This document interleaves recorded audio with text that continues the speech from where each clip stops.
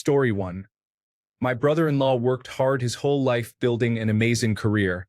He finally retired after COVID-19 to travel and spend time with his grown kids, caught cancer, and was dead less than a year later. Maybe don't wait until you're retired to check things off your bucket list. Story 2. Voluntarily going into a psychiatric ward to get help for my mental health. I met extremely interesting, intelligent, and creative people that were just having a hard time. It made me realize my experience with mental illness was not unique. For some reason, I found that comforting and it renewed my hope a bit. Story 3. I'm probably too late. But after my dad died in 2023 of Huntington's disease, a fatal genetic disorder, I decided to get tested in late 2024. I am gene positive, meaning I will develop the disease at some point later in life, but am not currently showing symptoms. Although I'm only 26, I've begun working towards my bucket list and only 2 months ago, crossed off my number one wish of visiting Germany. It was 2 weeks of everything I could have asked for. I have a relatively successful career which I enjoy and am thankful for, which allows me to check off these items from my bucket list. Knowing that my life expectancy is maybe 40 at best, based on my cytosine guanine repeats, it's given me the chance or maybe the reminder to live my only life as well as I can.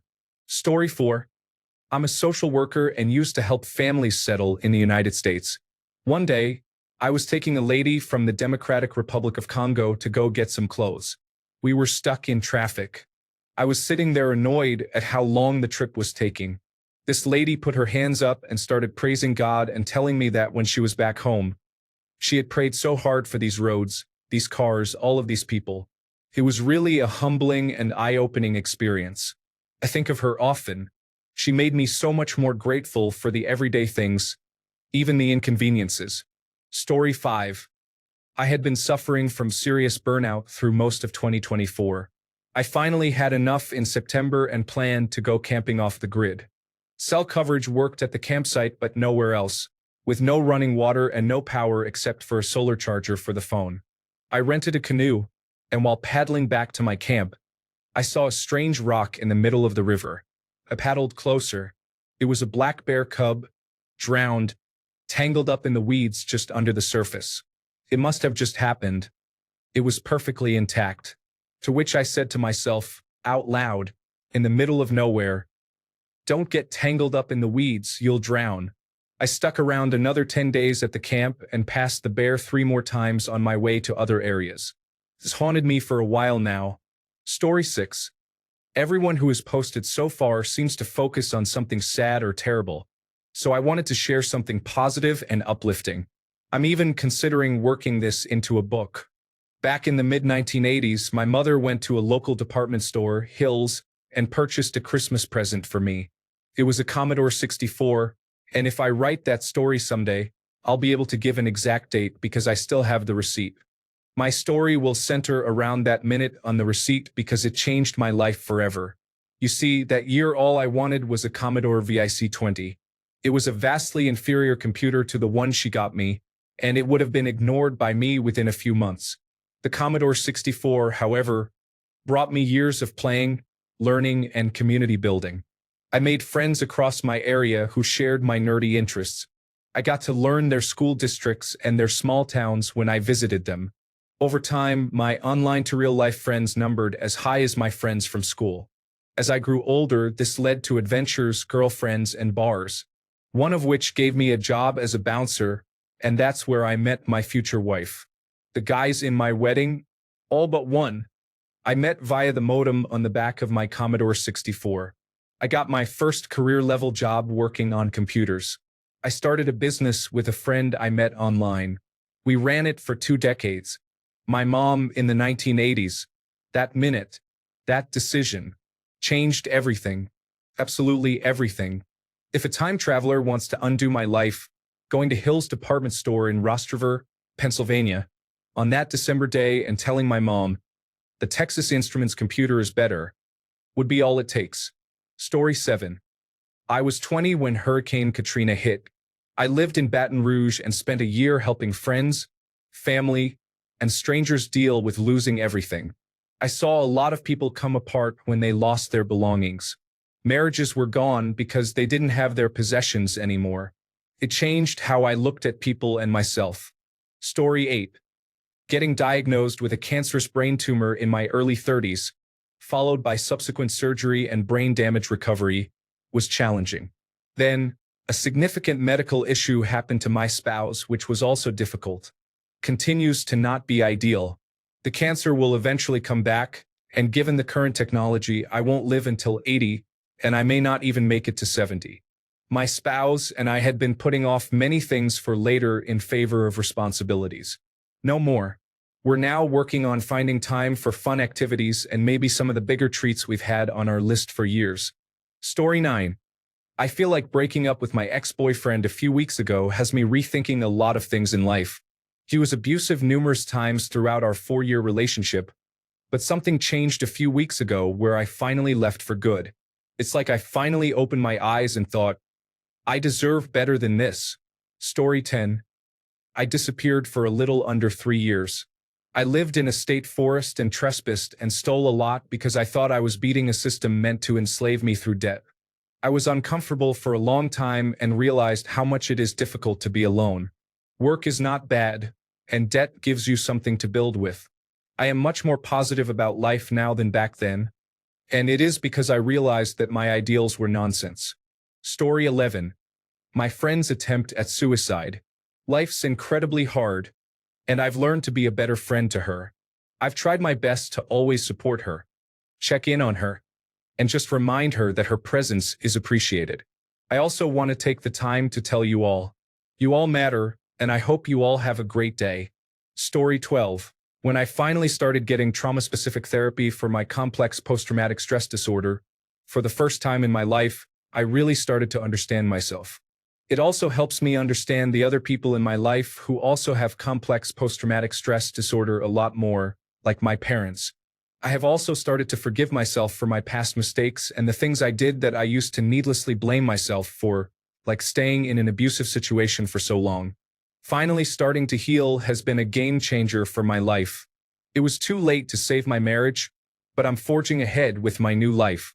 My mental health now is better than it has been for a long time. Story 13. Having my first child really made me change my perspective on life. It is a bit cliché, but I used to love to party, and now I love to see my son smile more than anything else in the world. Life is beautiful. Story 14. When my wife got fired for being pregnant, she worked in the finance department and was one of their best employees, always receiving top performance reviews. After 5 years there, she told them she was 3 months pregnant. 3 days later, she was laid off, but just her. No one else was let go. Ever talk to someone and they say something like, "But they can't do that?" Well, guess what? They can. Sure, it's illegal, unethical, and plain wrong, but they can do it. Their actions might ruin everything, but they can still do it. Story 15. A lot of death at an early age forced me to grow up quickly. Eventually, coming to an understanding of what death is just caused me to have an old soul. Story 16. My mother passed away unexpectedly. It made me realize how fragile life is and how unfair it can be. It also put me in what will probably be a lifelong battle with grief and an emptiness inside that only a mother can fill. Story 17. Standing up for myself. Just gained consciousness one day and realized nobody is going to save me. Realized how easy fighting back is. I left that experience angry, jaded, and confused. My worldview kind of shattered and made a complete 180. I was never truly the same after that day. Story 18. Last summer, I volunteered at a shelter for people experiencing homelessness. I went in thinking I would just be helping out with meals and tasks, but I ended up having really deep conversations with people there. Hearing their stories, like how quickly life can spiral because of one medical bill or losing a job, made me realize how much I take for granted. It completely changed how I see privilege and the importance of empathy. Honestly, it stuck with me in a big way. Story 19. Maybe not as profound as others, but I was raised upper middle class. Pretty well off. Not spoiled wealthy, but I also went to summer camp, had a pool, and got what I wanted for Christmas. My dad took me and the daughter of a work associate who was my age out to lunch. We went to Olive Garden. We went to Olive Garden a lot. The girl was amazed. Do you come here a lot? We usually just go to hot dog heaven for lunch.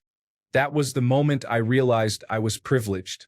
I didn't want to make her feel bad, so I said it was a special occasion since I had a friend with us. But I always made sure to pay attention and be appreciative after that. Story 20. I was a fat but muscular kid who got picked on a lot. Then I grew to 6'3", got leaner, and learned how to fight.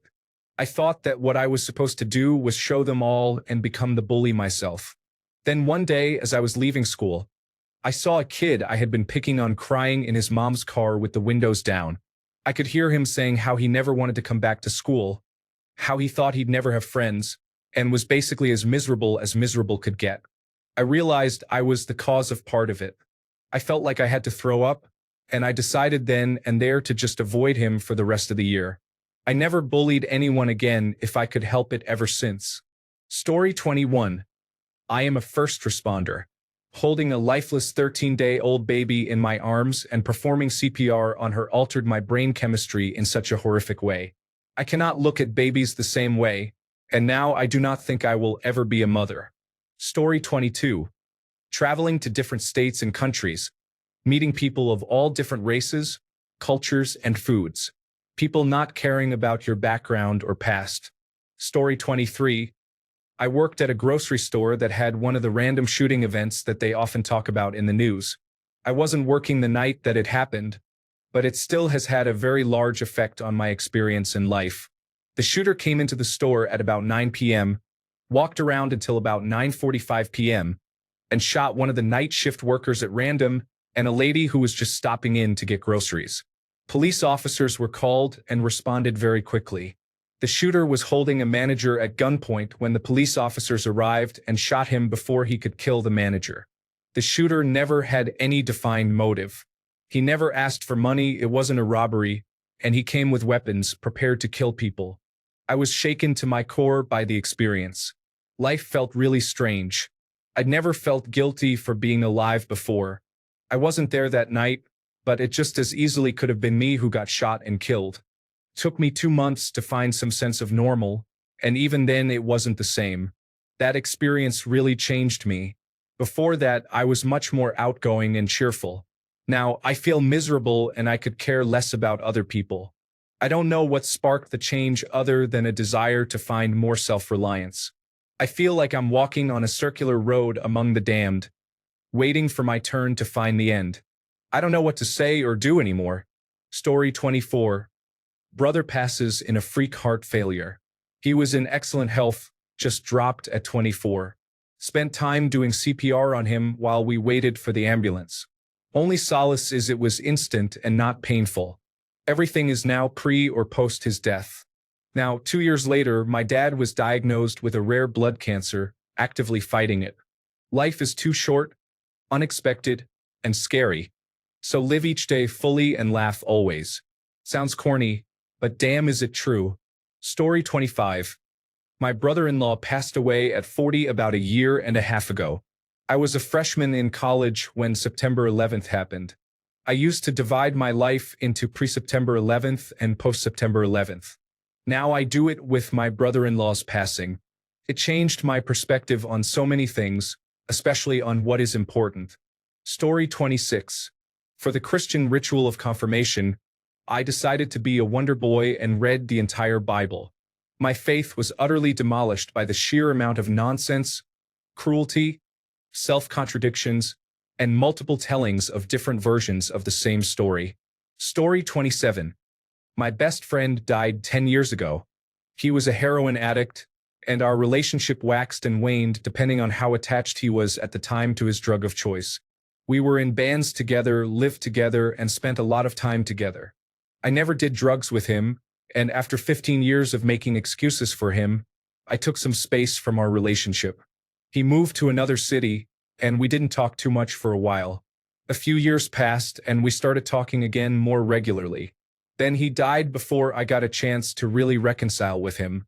The last thing we said to each other, however, was "I love you." His death made me value my friendships more, because you never know how much time you really have with someone. Story 28. The birth of my daughter taught me that life is not always about me, and the death of my mother taught me that the worst can and will happen. Story 29. My mother died completely unexpectedly a few hours after I talked to her on Mother's Day. I was 22. Continues to change the way I view life to this day. Life is so fragile and so unpredictable. Cherish all that you can. Story 30. Being sent to war young really changed my perspective on everything. I couldn't relate to any of my peers' problems when I got back because honestly, getting in trouble at work for being on the phone or being short on rent because you didn't go to work due to being hungover are total first world problems. I was just glad to have hot water to shower with daily, not to be woken up at 2 a.m. to air raid sirens, and to go to college full-time for free. To this day, I don't take anything I have for granted. I don't relate to many people, and I don't fear death because I already lived through hell. Story 31. My son was taken to California by his father, and I didn't see him for 9 months while I went through the legal process to get him back. That made me go from 22 to 30 real quick.